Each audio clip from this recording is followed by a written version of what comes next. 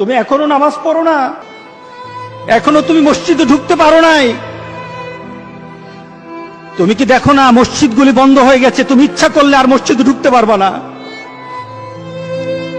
তুমি ইচ্ছা করলে আবার মসজিদে ঢুকতে পারবা না। দেখো না অনেক মসজিদ বন্ধ হয়ে গেছে।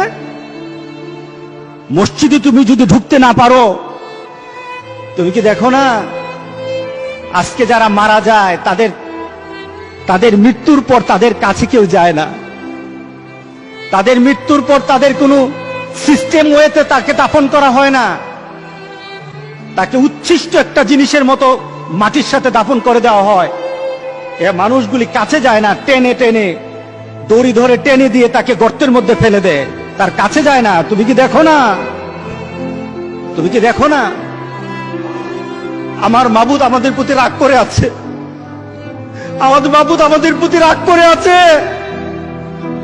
আমাদের মাবুদকে আমাদেরকে সন্তুষ্ট করতে হবে, সন্তুষ্ট করতে হবে। যিনি গজব দিয়েছেন উনি আমাদেরকে বাঁচাবেন। আমরা আমাদের মাবুদকে রাজি করতে হবে। আমরা তওবার মাধ্যমে আল্লাহকে রাজি করতে আর চেষ্টা হব। গোটা পৃথিবীর মুসলমান, আর সময় নাই, আর সময় নাই। আপনি এখন বাংলাদেশের রাস্তাঘাটে হাঁটেন, এমন পরিবেশ যেন আল্লাহ না করে, জোরে বলে আল্লাহুম্মা আমিন। এমন পরিবেশ যেন আল্লাহ না করে বাংলাদেশের মানুষ ঘর থেকে বের হবে না।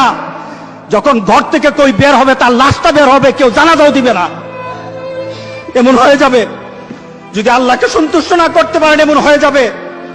সুতরাং আমরা আল্লাহর কাছে প্রাণ বলে আজকে কাঁদি।